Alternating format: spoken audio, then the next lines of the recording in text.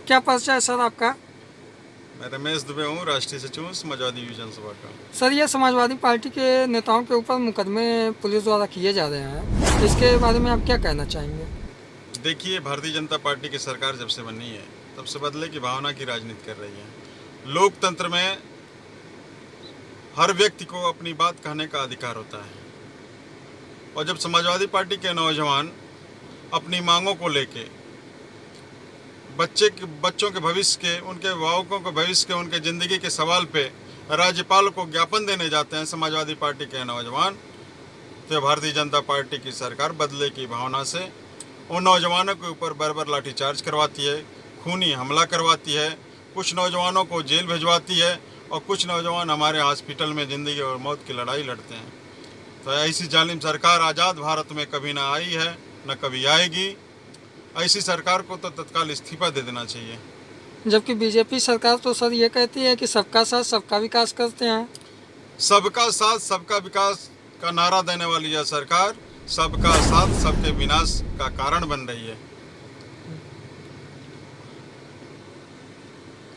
मैं यह कह सकता हूँ कि सबका साथ सबका विकास का नारा देने वाली सरकार सबका साथ और सबका विनाश का कारण बन रही है, क्योंकि बेरोजगार आज सड़कों पे घूम रहा है, नौजवान बेरोजगार होकर सड़कों पे घूम रहा है, रोजी रोटी की तलाश में भटक रहा है, आत्महत्याएं कर रहा है, किसान अपनी फसल का वाजिब दाम नहीं ले पा रहा है, किसान रात दिन गाय और बछड़े से अपने फसल की सुरक्षा में लगा हुआ है, उसको एक नई नौकरी इस सरकार में मिल गई है।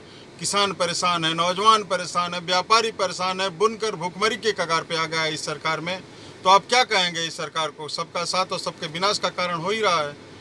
एक बात और है सर कि ये जो भाजपा सरकार ने ऑपरेशन क्लीन चला करके अपराधियों के विरुद्ध एक अभियान छेड़ा है, इस अभियान के बारे में आप क्या कहना चाहेंगे?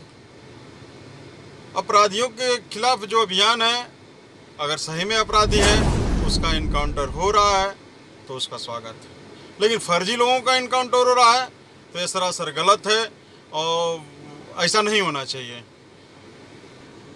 हाँ सर, ये प्रदेश में पूरा शोर मचा है कि ब्राह्मणों की हत्याएं इस सरकार में सबसे ज़्यादा हो रही हैं। क्या इसके बारे में क्या आप कहना चाहेंगे?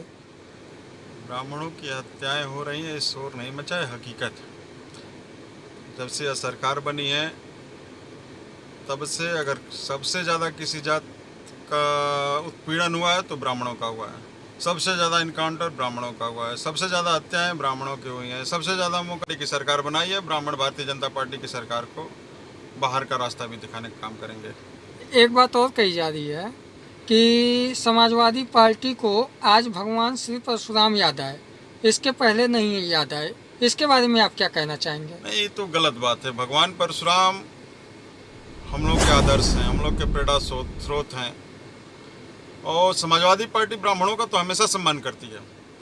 समाजवादी पार्टी की सरकार थी तो लखनऊ राजधानी में 376 एकड़ में स्वर्गीय जनेश्वर मिश्रा जी के नाम से एशिया का सबसे बड़ा पार्क बनवाई, जनेश्वर मिश्रा पार्क।